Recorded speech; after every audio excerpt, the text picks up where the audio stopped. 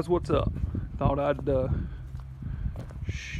record a short video today of what all I've done. Been over here about all day laying out these footers. I've marked them out there. That's actually the width of the footer plus the width of the former drain on both sides. So the footer's going to be 20 inches. So that's 24 inches wide right there between those two marks, for 2 inches on each side for the former drain.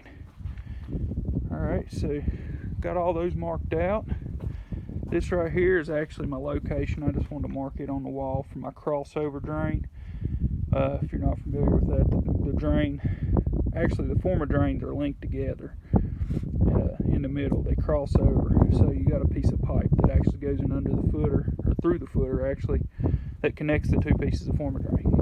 So that allows any water on the inside to drain to the outside, and it also allows for your radon vent, when it's pulling air back through your former drain, it'll actually dry your former drain out. So it kind of serves two purposes. But yeah, I got them laid off. What took me so long today, I mean, this right here wasn't too bad. I mean, getting it all squared up was kind of rough, but just got so many different boxes here to square up. So first I squared up this whole box all around here, got all this squared up, and then I referenced off of this corner right here for it, and then I squared up this big rectangle all the way out there over to that stake. I don't know if you can see it or not, and then back down to this stake, and then I actually come out a little bit farther and put this stake right here in the ground. So that was another box. So then I had to square up this box, another rectangle here, and then after I done that, I squared up the small rectangle for this little bump out. And it just took some time to get it all right. And I went up and I done some aerial shots with the drone a little while ago. I'll attach that to this video for everybody to check out.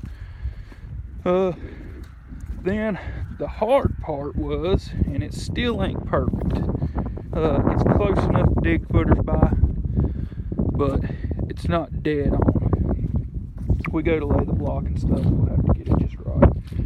But it was this part. This is the garage. It's just going to be a little stem wall, you know, around the garage, and then over on that side over there, that's where the garage doors are. So it'll just come up to floor level and then come up on each side of the garage door. And so then it was hard to get this level just because of the grade. That down in the hole is level. That's a level spot. This right here is not. This is sloping downhill. You can't see it real good, but it's a good bit of slope from that point right there down to this point. That's probably about 3 feet of fall. So it's just hard to get it all squared up. And so basically what I ended up doing, just to get it close, is if you can look right straight down through here, I don't know if you can see it or not, but right here we've got this pin is in line with that pin, and then that pin, and then that pin. So that represents, these two orange pins represent the outside wall going out to the garage. Okay, so then my 8-inch block for my stem wall will actually have to be on that same plane. So I just pull a string line down through there, and it don't look like those stakes are straight, but they're one's bent this way, one's bent that way. But down at the bottom where they actually go in the ground, they're dead on. So I pulled that string line just so I'd have a straight line, so I'd know that this is right. Okay, and then I pulled another string line across the front, and I did the 3, 4, 5 triangle right here on this corner to get it square. And it's really hard to get that square because you hook a tape measure on this string right here and pull it over to that string and it wants to move. You know, the strings don't want to stay straight. And plus these are not on a plane either. These are you know, not level strings neither. So that made it throw it off a little bit. But so then when I done that, I was way off on this corner over here. I was like 4 inches off on my distance from this peg to the actual corner of the house there. So what I ended up doing, as you see, I just stretched another string line straight and sighted it down the outside wall of the house, and I put me another pin up there to tie off to, and so that way I had 2 parallel lines. And then I basically just measured down my distance here and then my distance there to get it right. So it's close. And if you're wondering here, so this right here, you see that the outline of the footer is only about 4 inches. This is only a 16-inch wide footer here for the 8-inch block, and it's just a frost footer. I'm not using the former drain here.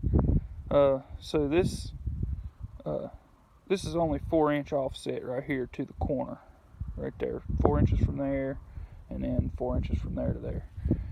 Then you go over here on this side. This would throw you for a loop if you weren't paying attention. I almost wasn't. On this side, you've got your 4 inches inset from here, but this right here is a lot more, and that's because the edge of the block actually goes along the string line. So the block is actually set 8 inches here plus your 4 inches, so that's why this one's so far away from the string line, and that just puts it right straight in that plane right there with the house wall. So yeah, this one was a little bit tough. I mean, it's a little bit tough to lay out. It's just a lot of little jogs and stuff, but we got it. And then I marked right here for my sewer outlet because I'm going to dig down deeper in the footer right here, and I want to put a 6-inch piece of PVC sleeve through there, and then that way I can run my 4-inch drain pipe inside of that sleeve after the fact, and I don't have to worry about going ahead and digging my drain line outlet right here. But it goes just from here. You see that sticking up, that's the septic tank, so it's not far that it's got to go, and I could go ahead and do it, but another reason too, you know, God forbid I ever have to bust up the concrete floor and replumb this thing, that sleeve will allow me to be able to pull that piece of pipe out and stick a new piece of pipe in if I ever had to do that. I hope that never is the case, but you never can tell. If you get just a fitting that leaks and you've got a tree right here in the yard or something, or a bush, and those roots go into that pipe right there, you never can tell, because the roots are going to seek that water and that fertilization coming from that water, and they're going to want to get inside that pipe, and they could clog the pipe up if you ever have any bushes or anything right here. And so it's a very good possibility of it. But, hopefully I just be mindful of that when I'm planting bushes, and I'll be okay. But there she is. Basement's dug, footers are laid out. Jeremy had a few jobs to do, so a few other jobs to take care of, so he came and got the Mini and the skid steer and took it to go do that, and then they just came back and got the dozer a little bit ago and using it to cut a road in for someone, and he's just trying to stay busy while this all mess dries up. See, it's pretty wet still yet over here. I think we're calling for some snow tomorrow, maybe, so hopefully it's not much. Hopefully it's just a dusting, if that. But we need to get dried up so we can get these footers dug and we can get concrete poured. soon as we have some more progress, I'll post another video, and I'll attach that drone video to this one. Thanks for watching.